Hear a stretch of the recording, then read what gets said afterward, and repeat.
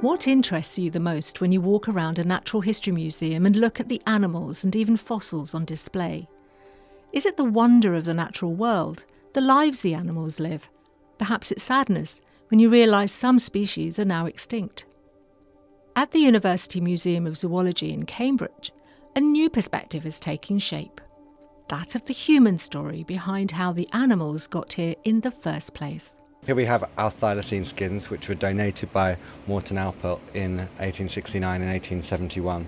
They're dry, so they are not supple in any way. These specimens haven't been tanned, but that's how you make leather soft. Like if we were to knock them, it would be like knocking on thin wood. They're just empty skins. Some of them are folded, but the ears are sticking out in odd directions, the legs are sticking out. We can see the teats on some of the specimens here, so that this female would have had large babies when she died. It's definitely confronting. That's Jack Ashby, and I'm Lainy Malkani, and welcome to the Collections Uncovered Echoes from the Museum podcast. In the series so far, Jack Ashby from the museum and Aboriginal elder Hank Horton revealed the impacts of the Colonial project in Tasmania that led to the genocide of Aboriginal people and the extinction of the Thylacine. In this episode, we go behind the scenes of the museum to reveal an uncomfortable truth about one of its most significant collectors. Please be aware that we will be discussing events that involve racial violence in Tasmania.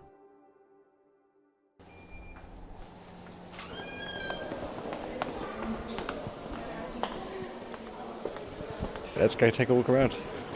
Sounds great.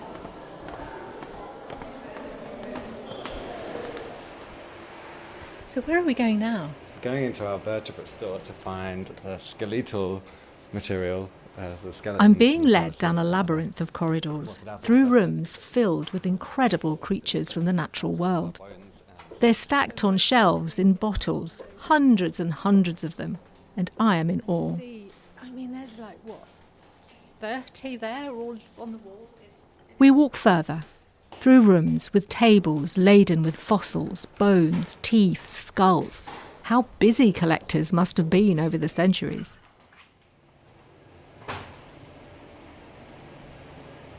The temperature has dropped now. The air conditioning is bracing and loud. Jack leads me to a long metal cabinet with several drawers.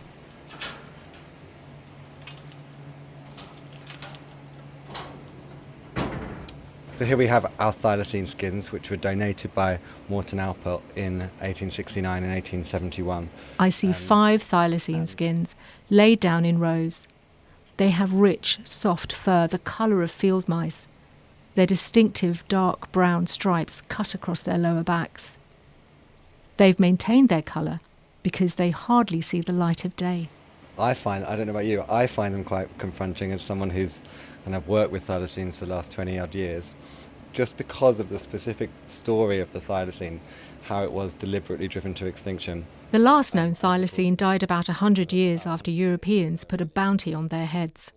They were hunted by the European colonisers because they believed them to be a threat to new livestock and farming methods brought from England.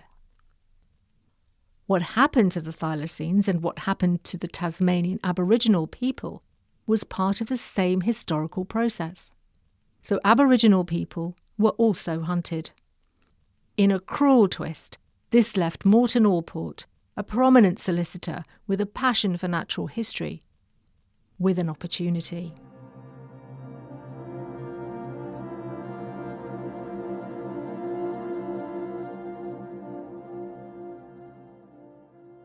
As the Tasmanian Aboriginal people's numbers dropped, as Thylacine's numbers dropped, he was reaching out to museums saying, these are some really valuable specimens, in inverted commas, that are looking like they're going extinct.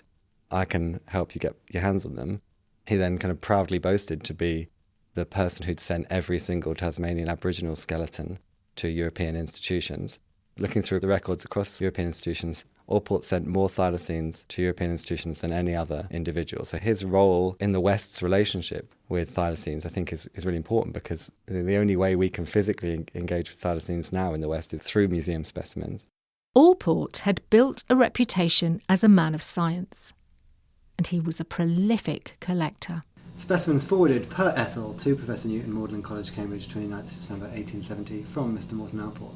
Skeleton and skin of native tiger. Skeleton of male tiger cat. Black possum, male echidna, male bandicoot, female bandicoot. Skull of Thylacinus cynocephalus. Skin of quolls. Skin of a small native tiger. Thylacines. Received from Thomas Wise Carter. On account of Morton Allport, Esquire, for Professor Newton, Magdalen College, Cambridge, after Chief Officer Ship Ethel, New Wharf, Hobart Town, 29th of December 1870. But Jack was curious. I did a research fellowship into the colonial history of our Australian mammal collections in general, but Alport surfaced as an interesting figure because when he died, his obituary reads that he's the greatest scientist in the colony. And as someone who's studied Australian mammal natural history a long time, is not a name that I know. So if Alport wasn't a man of science, who was he? I read about 700 of his letters, and what comes across in that is that all of this material that he'd written about providing collectors in Great Britain and Belgium with Tasmanian Aboriginal people's remains, that is quite a shocking story there.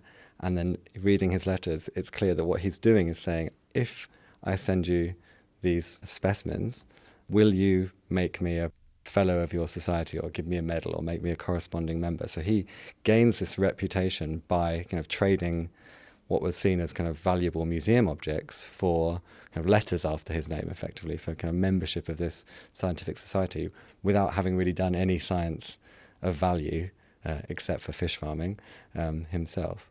A closer look at the thylacine skins reveals that Alport's methods of collection were less than scientific. If I'm honest, I find it really shocking because it's crudely put together, isn't it? Yeah, they are dry, so they are not supple in any way. These specimens haven't been tanned, that's how you make leather soft. But these, like if we were to knock them, it would be like knocking on thin wood. And they're just empty skins. Some of them are folded, but the ears are sticking out in odd directions, the legs are sticking out. We can see the teats on some of the specimens here, so this female would have had large babies when she died. It is an odd way of seeing skin, and it's just so obviously dead, In another room, there's further evidence of Alport's cruel collection methods. So I'm just bringing down one of the boxes of thylacine bones that came with the skins. And what you'll see is that they are extremely crude. Again, Absolutely. We've got lots of soft tissue on this, and there's connective tissue connecting up the tail, bits of the legs to each other. This is not a usual way of storing a skeleton. Most it's actually really vulgar. Yeah, You can see claw, you can see nails, bits of soft flesh. The rib cage is broken, and it's squashed in a box. Yeah, so it says to me that we know that Alport sent them wet in a barrel, and I don't think he prepared them very well. Well, you can see he didn't prepare them very well. And it just suggests kind of a slight lack of scientific approach to these specimens. And what's kind of remarkable is that, I think, because of the kind of iconic status of thylacines, that they're somewhat less scientific than some of our other specimens. If I were to open any other drawer at random, you'll see clean clinical bones that have had all of their soft tissue properly removed from them. So I think it's treating them more like we've got to get one of these rather than we're going to get one of these and then use it as an anatomical specimen. If you disconnect yourself, it is a living being, and if you disconnect yourself from that and you treat it differently, you can do this, can't you? You can grab it, kill it, put it in a box. Mm-hmm. Whereas if you are emotionally connected, you would presumably treat it with more respect. Yeah, I think it's an interesting question, because is it about respect? I don't know, because extraordinary value, not financial value, but scientific value is placed on objects like this. So I think it's interesting that they haven't been prepared in a scientific way. It's more like an acquisitional, let's just get it in the museum. And what does this say then about Morton Allport and his passion for the natural world and his desire to be respected? Well, I think it's interesting, and certainly he was absolutely passionate about the natural world. He was a solicitor by trade, but spent an awful lot of time doing natural history in one way or another. I mean, what it says to me is that, he wasn't a very scientific person. When he died, he was obituarized as the greatest scientist in the colony, and we know why that is. We know that's because of all the fellowships and memberships he was given of all these prestigious societies, because he sent specimens like this. But his scientific process was not, in any way good. And this just adds, the way that the specimen's been prepared just adds a bit more weight to that of seeing him not as a particularly competent scientist. For me, where the brutality really comes out in Alport is how he went about acquiring human remains. So he, in his letters, talks about the amount of effort he puts into guiding grave robbing. So he's robbing people, including people that he knew when they were alive, individuals that he knew as people, and also directing the mutilation of people who'd recently died, bodies. He was heavily involved in the mutilation of the man that was known as the last male full-blooded Aboriginal person, William Lainy, and kind of relentlessly tried to pursue the acquisition of his skeleton and skull. He did acquire his skeleton, couldn't get hold of his skull, and it is utterly brutal.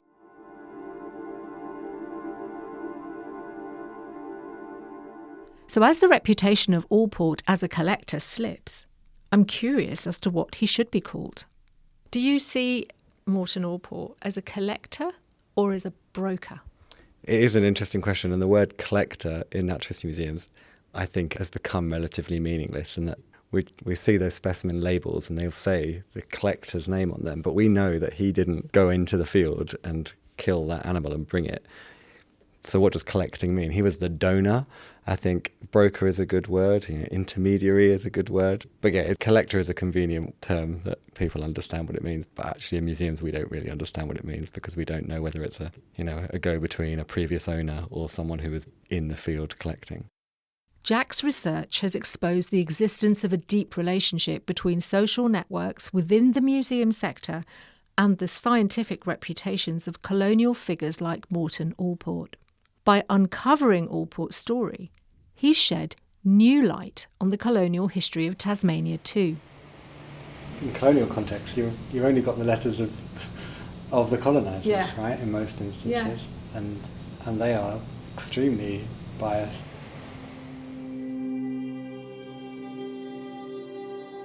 Next time on the Collections Uncovered Echoes from the Museum podcast, we ask how these new ways of seeing collections in museums can help to bring about a shift in colonial thinking in the museum sector, one that ensures that the human story behind the collections continues to be told. Thanks for joining me, Lainy Malkani, and Jack Ashby, Assistant Director of the University Museum of Zoology in Cambridge. Until next time.